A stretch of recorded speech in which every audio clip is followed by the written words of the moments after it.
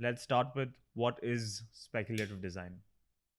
Simply put, it's a technique to reach design fiction, right?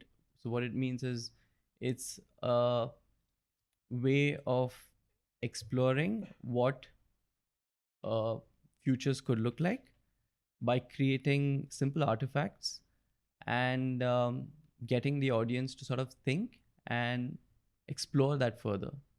Just understand what it means to have these artifacts in the future. So it could be anything. It could be a film, it could be a prototype, it could be something as simple as a statement, it could be a Photoshop edit, it could be a song, it could be literally, it could be an art piece, it could be anything. So you also mentioned design fiction. Is that the same thing?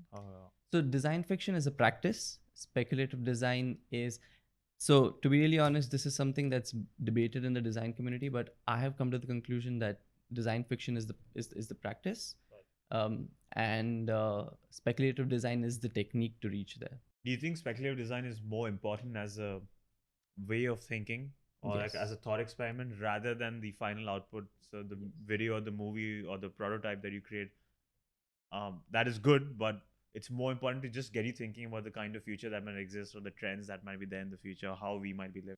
Absolutely. So I think speculative design should be used by everyone. It should be used by literally everyone, every field. Policy makers need to use speculative design. Um, Government employees need to think of speculative futures.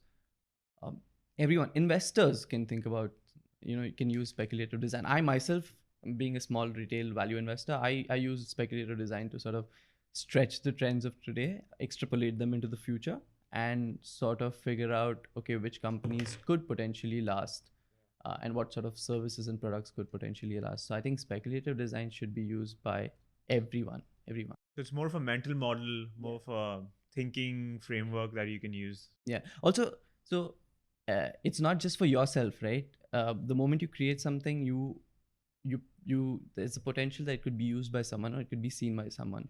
So then it triggers that thought process in them as well. So that's something that is absolutely important.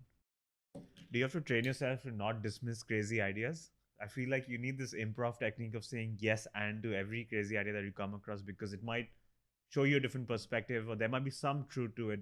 Because when I was researching for this episode, I came across some really like ideas that at first glance I was like, this is definitely not going to happen. Something like there's a machine that you can connect to your mouth that will forage for food because there might not be much food in the future.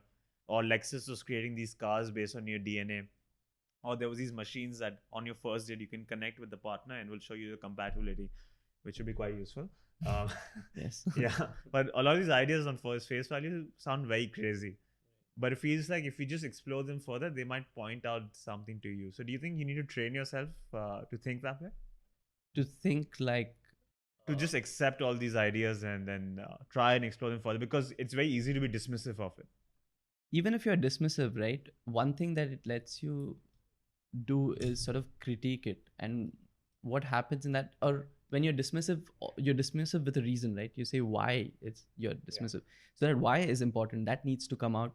So if you're saying, okay, this cannot happen, why it cannot happen, right? And that gets you thinking, and that gets you, even if you're an engineer who's doing a little bit of speculative design, say you're a mechanical engineer working on cars and you're doing speculative design, right? When you think of why, and you go the next day to solve some problem that you're solving in your company, yes, it makes a big difference to you. It might not come naturally, but it's definitely affecting your subconscious.